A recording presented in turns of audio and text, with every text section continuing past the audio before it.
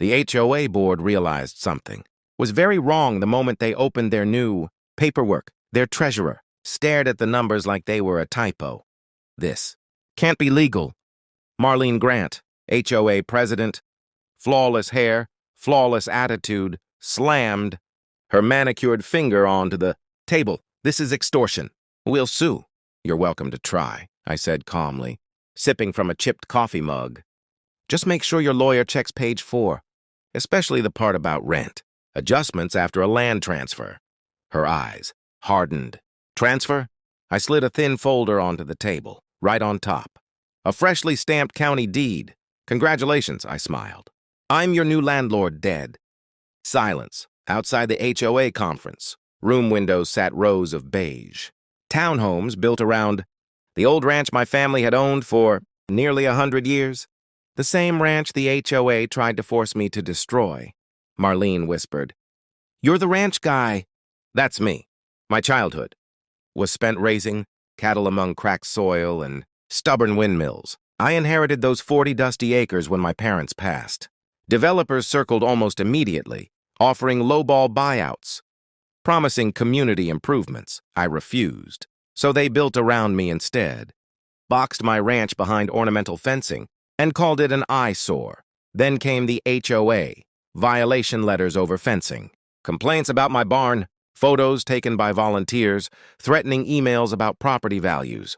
Finally, county officials arrived claiming my barn was unsafe, complete with an HOA-funded inspection report full of staged photos and exaggerations. The verdict? I was ordered to demolish my barn and possibly my house within 24 hours. Instead of panicking, I drove straight to the county records office. That's when I discovered the truth. The HOA didn't own the land. Beneath several of their most important properties, including their office and rental townhomes, investment company did, and they were quietly looking to sell, while Marlene celebrated what she thought was my defeat. I was preparing to buy the ground right out from under her.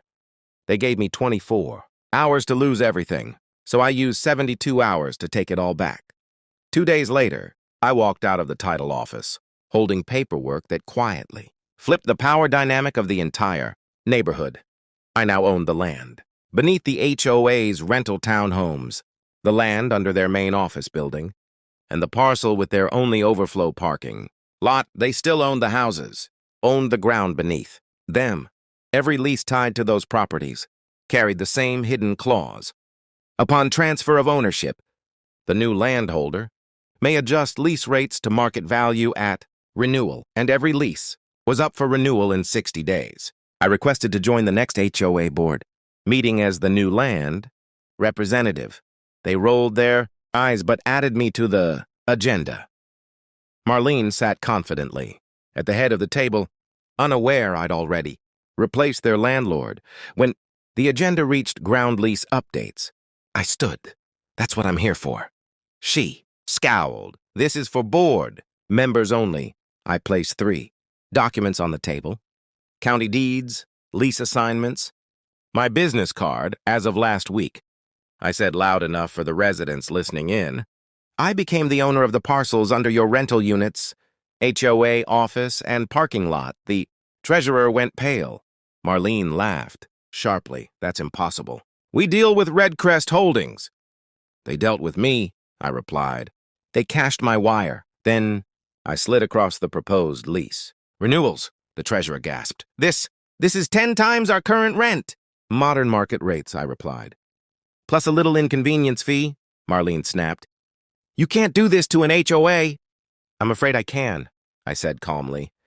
Pay your ground rent or relocate. Silence fell as reality hit. Relocating meant permits, construction, zoning battles, and millions they didn't have. That's when I placed a final document on the table. Non-interference agreement. Sign this, I explained, and I freeze the increase to a reasonable level. Oh? And what do you want in return? Marlene hissed. 3 things, I said. Permanent HOA withdrawal from the ranch, zoning protection support, and a written public apology. Residents began whispering angrily toward Marlene. The treasurer leaned forward. If we don't sign, dues triple. They all looked to her, and in that moment, Marlene realized the ranch owner she tried to erase now controlled her entire board's future. They were about to sign the papers. But the real fallout hadn't even started yet. 2 weeks later, the HOA president stood under flickering fluorescent lights in the community clubhouse, clutching a sheet of paper, carefully vetted by her lawyer. "I would like to acknowledge that the Rowe Ranch is a historically significant property," she read, voice trembling. "Previous actions taken by this board were misguided and exceeded our authority. Moving forward, we commit to respecting the ranch's independence." Some residents clapped. Few even whispered, "Does this mean no more emails about his fence?" "Yes," she said tightly. "It does. The county officially dismissed the demolition order after my engineer's report proved the barn sound. The zoning overlay protecting the ranch became permanent. The easement and non-interference agreement, now recorded against all HOA parcels, ensured no future board could harass the property. And financially, the HOA was now sending rent checks directly to me every month.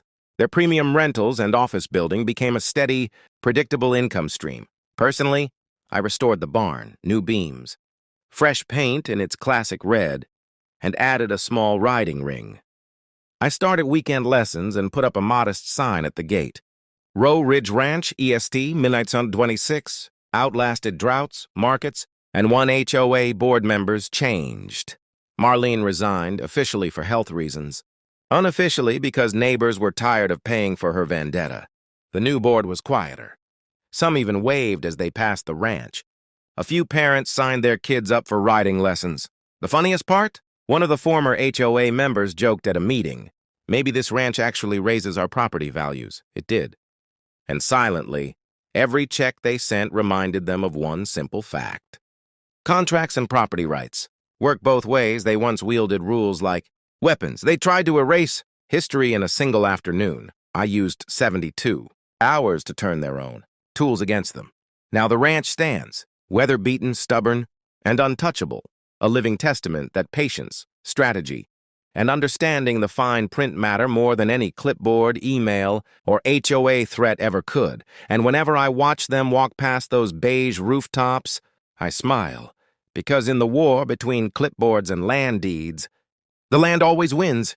When the right person owns it, they thought the battle ended when they surrendered. But the story of the ranch isn't over yet. You'd think once the HOA surrendered, the story would end. It didn't. Months later, I received a routine tax notice from the county assessor. At first glance, it seemed normal. But the new property values made me grin. The land under their office, the townhomes, and the overflow parking lot had jumped nearly 35%. The reason? Proximity to preserved ranch land. My ranch, the same land they once called an eyesore now, increased their property values developers and investors called, offering double what I paid for the parcels. I declined. Instead, I made my next move strategically. The overflow lot, technically mine, and the lease only covered building use. After permits and zoning checks, I built a small agricultural supply shop, fully legal, fully compliant. Suddenly, parking became scarce for the HOA. Residents grumbled.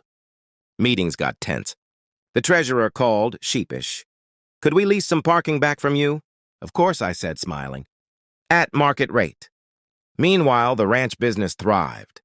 Riding lessons doubled. Families booked weekend trail tours. Local tourists stopped to admire the barn, and old windmill board members walked past the ranch daily, reminded of who owned the ground beneath their feet. Some even joked during community meetings, "Maybe the ranch actually boosts our property values." I let them believe it was luck. It wasn't. Everything was calculated, patience, knowledge of the law, and a little audacity. They tried to erase history.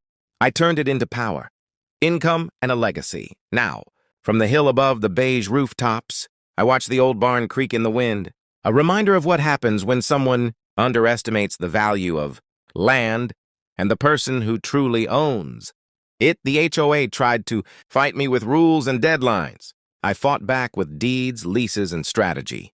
And the land?